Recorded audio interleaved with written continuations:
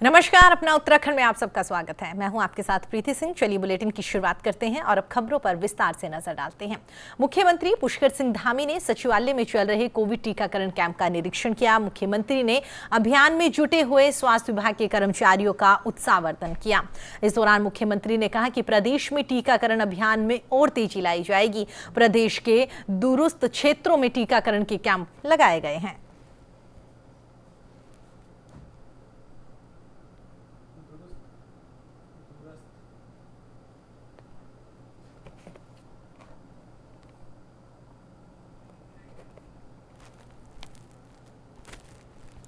प्रदेश कांग्रेस के कार्यकारिणी अध्यक्ष तिलक राज बेहड़ का काशीपुर दौरा रहा। उनके काशीपुर आगमन पर कांग्रेस कार्यकर्ताओं ने उनका भव्य स्वागत किया। इस मौके पर बेहड़ ने साल 2022 के विधानसभा चुनाव के लिए कार्यकर्ताओं में जोश भरने के साथ ही कांग्रेस की नीतियों को घर घर पहुंचाने की भी हिदायत दी। बेहड़ ने कहा है कि साल 2022 में कांग्रेस 50 से ज्यादा सीटों पर विजय हासिल करके सत्ता में फिर से वापसी करेगी।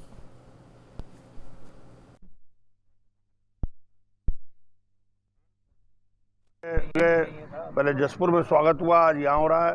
स्वागत ही नहीं, हम तो कार्यकर्ताओं के अंदर ऊर्जा भरने के लिए आए हैं कि सब डट जाओ। 2000 मिशन 22 जो है वो कांग्रेस का होना चाहिए, सरकार कांग्रेस की बननी चाहिए। इसी मिशन के हिसाब से हम लोग उतरे हैं मैदान में। अब ये तो इनका व्यक्तिगत पारिवारिक कार्यक्रम है और इन्होंने कहा कि परिवार के हो तो होते हुए चले जाओ।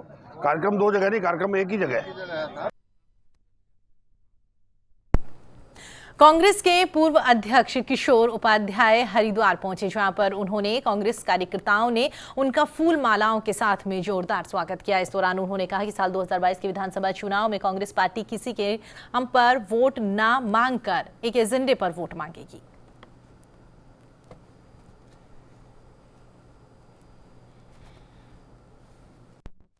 कि हमको उसका कॉम्पनसेशन दीजिए। मुफ्त हम न कभी कुछ लेते हैं। जो 60 करोड़ लोगों को जीवन देने का काम कर रहे हैं उनको आप कहेंगे हम मुफ्त देंगे, तो ये उत्तराखंड की जनता का अपमान है। पहली बात तो ये है। और मैं क्योंकि चुनाव आने वाले हैं इसलिए यहाँ से जो वनाधिकार हमारे हैं, जिसमें कि हमारा रोजगार का अधिकार है, जिसमें शिक्षा का अधिकार है, जिसमें स्वास्थ्य का अधिकार है, तो उत्तराखंड के लोगों को या तो उनकी 91% जो ज़मीन है, आज भू कानून का भी नया एक मसला चल रहा है, वो 9% ज़मीन की बात कर रहे हैं, हम 100% ज़मीन की बात कर रहे हैं। तो आप जो 91% ज़मीन है उसको उसमें जोड़ने का काम। कोरोना की तीसरी लहर की संभावनाओं के बीच में उत्तराखंड सरकार 1 अगस्त से स्कूलों को खोलने जा रही है, जिसकी तैयारियों में स्कूल प्रशासन और टीचर अभी से जुट गए हैं। तो वहीं पर कुछ लोगों ने कोविड की तीसरी लहर के आने की संभावना से चिंता भी जाहिर करी। उधर स्कूल प्रशासन की तरफ से बताया गया है कि 1 अगस्त को जब स्कूल खुलेंगे तो स्कूल को सैनिटाइज कराने के साथ ही स्कूल आने वाले सभी बच्चों को मास्क लगाना अनिवार्य होगा और साथ ही सोशल डिस्टेंसिंग का भी खासा ख्याल रखा जाएगा।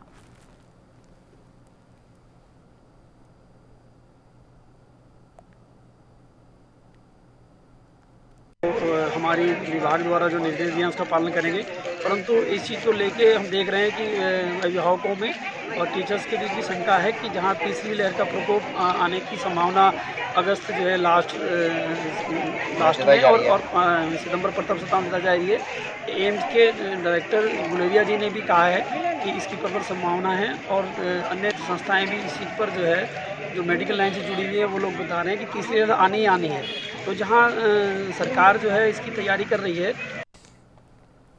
पौड़ी में मुख्य न्यायिक मजिस्ट्रेट सिकंद कुमार त्यागी ने 11 सितंबर को आयोजित होने वाली राष्ट्रीय लोक अदालत के प्रचार प्रसार के लिए प्रेस कॉन्फ्रेंस करी। प्रेस कॉन्फ्रेंस के दौरान सिकंद कुमार ने कहा है कि लोक अदालत का आयोजन 11 सितंबर को पौड़ी, कोटद्वार, श्रीनगर और साथ ही लैंसडॉन में किया जाएगा। इस दौरान यहां पर राष्ट्रीय लोक अदालत में न्यायालयों में लंबित वाद निस्तारित किए जाएंगे।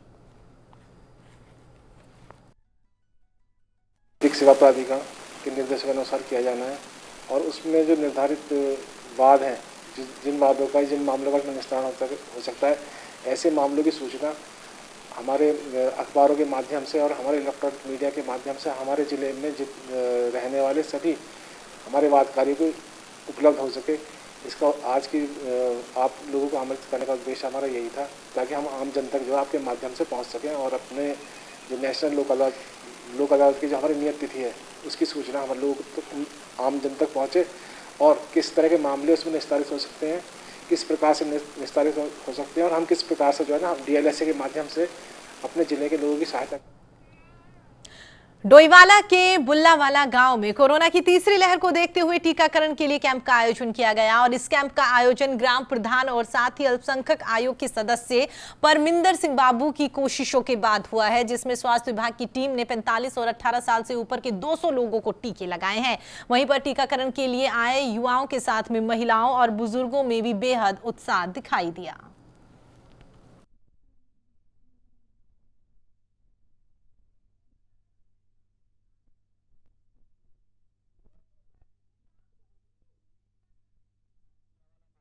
जूनियर हाई स्कूल में यहाँ पे वैक्सीनेशन का कैंप लगाया गया है, क्योंकि तीसरी लहर आने का अंदेशा है और इसी के चलते लोगों में भी वैक्सीन लगाने का बहुत उत्साह है। यहाँ पर वैक्सीन 18 प्लस को भी लग रही है, 45 प्लस की पहली डोज, दूसरी डोज सभी लग रही हैं और इसमें मैं स्वास्थ्य विभाग का तहे दिल से धन्यवाद करूँगा और पूर्व मुख्यमंत्री त्रिवेंद्र सिंह रावत जी का भी धन्यवाद करूँगा कि उन्हीं के प्रयास से यहाँ पर ये कैंप लगवाया गया है और हमने उन्हीं से ये अपील करी थी कि यहाँ पे काफ़ी दिन गैप हो गया है और लोग वैक्सीन की डिमांड कर रहे हैं, तभी यहाँ पे कैंप लगा है। और मैं अपने क्षेत्रवासियों से यही उम्मीद करूँगा कि सतर्क रहें, दूरी बनाकर रखें। अभी भी बहुत उत्साह है और यहाँ पर सभी जनप्रतिनिधि और मार्कंड ग्रांट के प्रधान अमरजीत कौर द्वारा और सभी जनप्रतिनिधियों के द्वारा बहुत सहयोग किया जा रहा है और गांव के लोग भी इसमें बढ़ चढ़ कर हिस्सा ले रहे हैं ताकि तीसरी लहर आने से बचा जा सके। बहुत उत्साह है और यहाँ पर सभी जनप्रतिनिधि और मार्कंड ग्रांट के प्रधान अमरजीत कौर द्वारा और सभी जनप्रतिनिधियों के द्वारा बहुत सहयोग किया जा रहा है और गाँव के लोग भी इसमें बढ़ चढ़ कर हिस्सा ले रहे हैं ताकि तीसरी लहर आने से बचा जा सके। बहुत उत्साह है और यहाँ पर सभी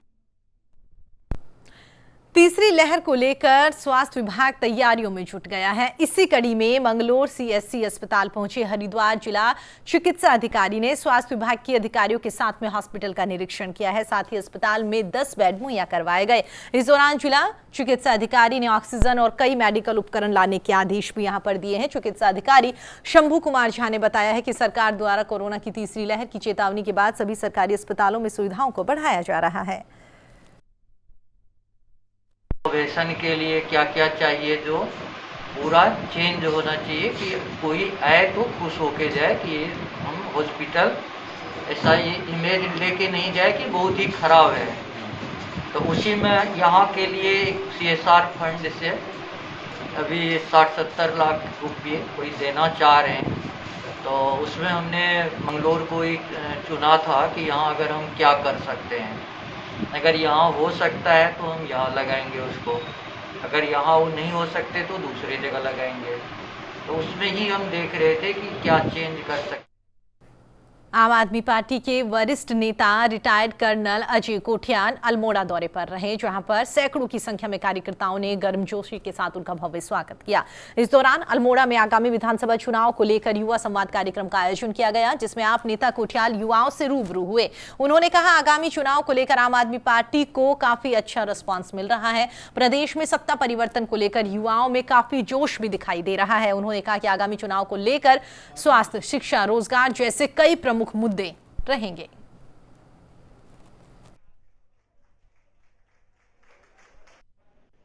जो हम अपने बोल रहे हैं मैनिफेस्टो जिसे कहते हैं, हम युवाओं से डिस्कशन कर रहे हैं और युवाओं से ना एक्चुअली बात भी सामने आती है। किसी जगह में कोई स्पेसिफिक पॉइंट आते हैं। हल्द्वानी में पॉइंट आया था कि वहाँ पे स्टेडियम है इंटरनेशनल लेवल का, वो स्टेडियम से उगने चाहिए थे खिलाड़ी, कहते हैं वहाँ पे भांग की घास उग रही है। तो कहते हैं ये कोई तरीका है? तो युवाओं से ना जो चीज़ें समझ में हमको आ रही है उसको हमने अपने मैनिफेस्टो में लेके चलना है, बनाना है जो मैनिफेस्टो। और ये पहली बार हो रहा है कोई पॉलिटिकल पार्टी आज की जो मतलब हमारे देश की जो असली में प्रोग्रेस है करने वाले यूथ, उनके पॉइंट को समझ करके और अपने एजेंडा बना रही है। दिल्ली से एजेंडा कोई डिस्कशन नहीं हो रहे हैं, जैसे बीजेपी कांग्रेस के हर पॉइंट को लेकर के दिल्ली जाते हैं और वहाँ से अप्रूवल लेकर के आते हैं। वेरीनाग के हिंदुस्तान पेट्रोलियम के पंप का खाद्य आपूर्ति विभाग और तहसील प्रशासन की टीम ने औचक निरीक्षण किया और पेट्रोल डीजल के सैंपल लेकर मापन यंत्रों का भी निरीक्षण यहां पर किया गया। दरअसल पंप के खिलाफ में लंबे वक्त से मिलावट की शिकायतें मिल रही थी, जिस पर प्रशासन की टीम ने औचक निरीक्षण किया। खाद्य आपूर्ति विभाग निरीक्षक विमल दुर्गापाल ने बताया है कि तेल का सैंपल जांच के लिए लैब में भेजा जा रहा है। जांच रिपोर्ट आने के बाद आगे की कार्रवाई की जाएगी।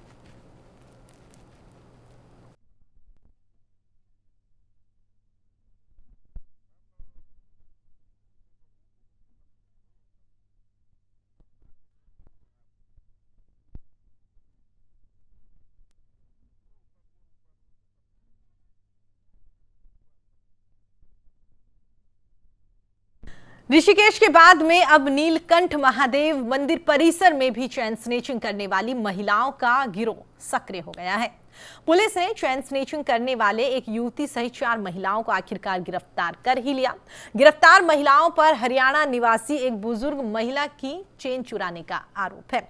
हालांकि महिलाओं से पुलिस ने कोई भी चेन बरामद नहीं करी। आपको बता दें, पुलिस ने आरोपी को न्यायालय में पेश किया, जहां कोर्ट ने उनको जिला कारागार में भेज दिया है।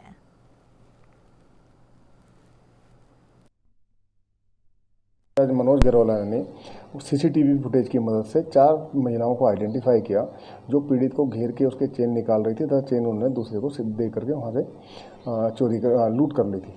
तो इस पर एक मुकदमा पंजीकृत करके 4 महिलाओं को जेल भेजा गया है तथा इस प्रकार की घटनाएं आगे भविष्य में न बढ़े, इसके लिए पुलिस प्रशासन द्वारा वहाँ पर एक सब इंस्पेक्टर और 10 कांस्टेबल्स को अतिरिक्त फोर्स लगाई। उत्तराखंड के पूर्व मुख्यमंत्री और कांग्रेस राष्ट्रीय महासचिव हरीश रावत पर बने गाने का विमोचन हुआ है। पूर्व विधानसभा अध्यक्ष गोविंद सिंह गुंजवाल और विधायक मनोज रावत ने गाने का यहां पर विमोचन किया। गाने का नाम हरीश रावत का ऐलान। रोटी कपड़ा और सबको मकान। देहरादून के एक निजी होटल में कार्यक्रम का आयोजन किया गया। इस गाने के माध्यम से हरीश रावत की योजनाओं का जमकर बखान किया गया है। वहीं पर पत्रकारों से बातचीत में गोविंद सिंह गुंजवाल ने कहा है कि पूर्व मुख्यमंत्री हरीश रावत ने अपने शासनकाल में गरीबों के लिए ऐतिहासिक काम करे हैं। इस गीत के माध्यम से साल 2022 में एक बार फिर से कांग्रेस की सरकार बनाकर राज्य को विकास की राह पर आगे बढ़ाने की अपील यहां पर की गई है। माननीय हरीश रावत जी थोड़े समय के लिए, लगभग 3 साल के लिए इस प्रदेश के मुख्यमंत्री रहे थे और उन्होंने अपने मुख्यमंत्री काल में विकास को लेकर के आम गरीब के लिए जो तमाम प्रकार की योजनाएं बनाई, उन योजनाओं को लेकर के हरदा हमारा आला दोबारा एक गीत लॉन्च हुआ था जो बहुत पॉपुलर हुआ है हमारे क्षेत्रों में। और ये दूसरा जो गीत आज लॉन्च हुआ है, इसके पीछे सोच ये है कि हरीश रावत जी दोबारा सत्ता में आएंगे तो निश्चित रूप से इस प्रदेश के हर व्यक्ति को रोटी कपड़ा और मकान निश्चित रूप से मिलने का, ऐसी वो कोशिश। आगे बढ़ते हैं, चमोली की बात करते हैं, जहां पर अवैध तरीके से हो रही डीजल और पेट्रोल की कालाबाजारी में प्रशासन ने 2 टैंकरों को यहां पर सीज करके मुकदमा दर्ज कर दिया। जोशीमठ तहसील के तपोवन और साथ ही हैलंग में अवैध तरीके से पेट्रोल और डीजल बेचने पर एक फिलिंग पंप के 2 ईंधन टैंकर यहां पर पकड़े गए हैं। बिना लाइसेंस के पेट्रोलियम पदार्थों का विक्रय करने पर फर्म के खिलाफ में आवश्यक वस्तु अधिनियम 1955 की धाराओं के तहत FIR दर्ज की गई। जोशीमठ से शिकायत प्राप्त हुई थी कि यहाँ पे 2 टैंकर आ रहे हैं, वो अवैध रूप से डीजल को निर्गत कर रहे हैं। उसके पश्चात मैं पूर्ति निरीक्षक एवं हमारे साथ एक केंद्र प्रभारी सेन जी मौके पे उनसे दस्तावेज मांगे। उनके द्वारा कोई दस्तावेज हमें प्रस्तुत नहीं किए गए। प्रस्तुत न करने के उपरांत हमारे द्वारा टैंकरों को थाने में SI के सुपुर्द किया गया है। रुड़की की ज्वाइंट मजिस्ट्रेट अपूर्वा पांडे अपने औचक निरीक्षण में मंगलोर नगरपालिका पहुंची, जहां पर ज्वाइंट मजिस्ट्रेट के निरीक्षण के दौरान नगरपालिका कर्मचारियों में हड़कंप मच गया। इस दौरान मजिस्ट्रेट ने सभी दफ्तरों का बारीकी से निरीक्षण किया और कर्मचारियों से दस्तावेजों की जानकारी ली। तो वहीं पर मिली खामियों पर मौके पर ही सुधारने के आदेश उनकी ओर से दिए गए। इसके बाद में उन्होंने नगरपालिका के परिसर का भी जायजा लिया।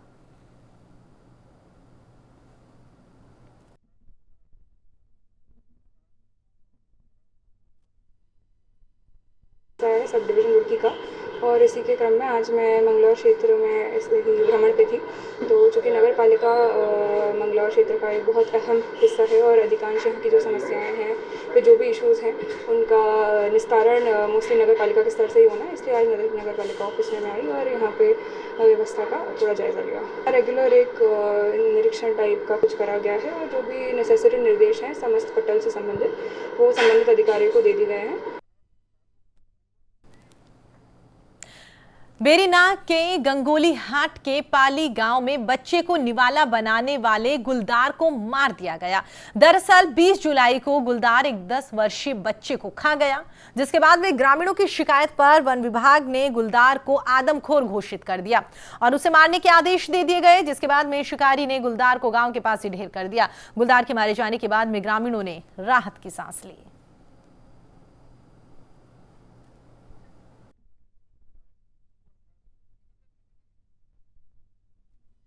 रात लगभग 11 बजे ये गश्त के दौरान तेंदुआ गांव से निकलता हुआ दिखाई दिया, जिसके बाद हम इसका पीछा किया गया तो तेंदुआ हमें थोड़ी आगे ऊपर जा कर के हमको मिल गया और वहां पे इस तेंदुए को गोली मार दी गई, जिससे ग्रामीणों में काफ़ी राहत की सांस है। अंतर्राष्ट्रीय बाघ दिवस के मौके पर राज्य में कार्यक्रम रखे गए हैं, जहां पर राजाजी टाइगर रिजर्व में मोतीचूर रेंज के परिसर में क्षेत्र के जनप्रतिनिधियों ने वन्यजीव संरक्षण और साथ ही संवर्धन के तहत में बाघों को बचाने की शपथ ली। और इस अवसर पर विधानसभा अध्यक्ष प्रेमचंद अग्रवाल ने कहा है कि बीते कुछ वर्षों के दौरान उत्तराखंड में बाघों की संख्या में इजाफा हुआ है। वहीं पर राजाजी टाइगर रिजर्व बाघों की संख्या लगातार बढ़ रही है, जो वन कर्मचारियों की सफल नीति का ही एक परिणाम है।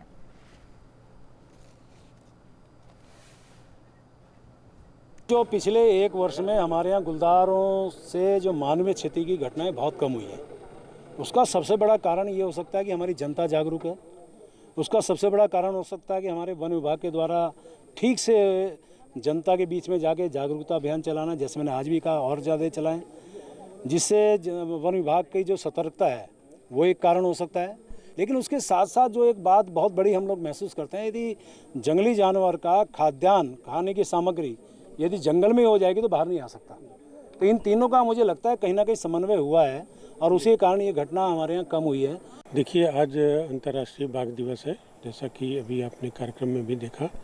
तो हमारा जो मेन फोकस है कि हम यहाँ पे जो टाइगर ट्रांसलोकेशन का हमारा प्रोजेक्ट था वो अभी तक सफल चल रहा है और उसमें हमें स्थानीय ग्रामीणों का, जनप्रतिनिधियों का और मीडिया का बहुत बड़ा सहयोग रहा है। तो मेरी ये अपील है कि हम तो अपना काम कर ही रहे हैं और जैसे अभी तक आपने सहयोग दिया उसी तरह भविष्य में देते रहेंगे, तो हम अपने जो बाकी के 3 टाइगर अभी आने हैं वो भी आ जाएंगे और सफलतापूर्वक यहाँ विचरण करेंगे।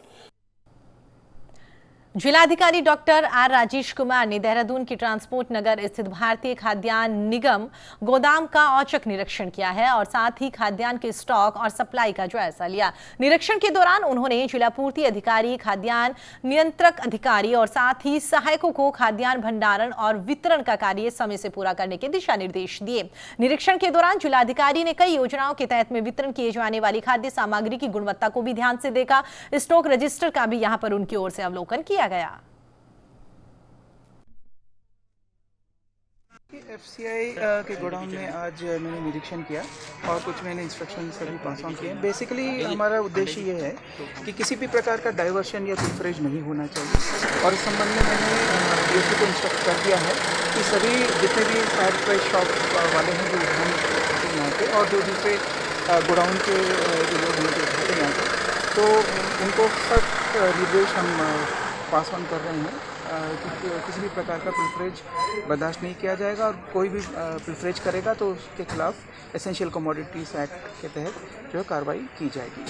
बाकी यहाँ पे मैंने अभी फ़िलहाल चेक किया है क्वालिटी। देखिए, एफसीआई के गोडाउन में आज। चलिए, फिलहाल अपना उत्तराखंड में इतना ही। देश और दुनिया की तमाम खबरों के लिए आप देखते रहिए न्यूज़ इंडिया।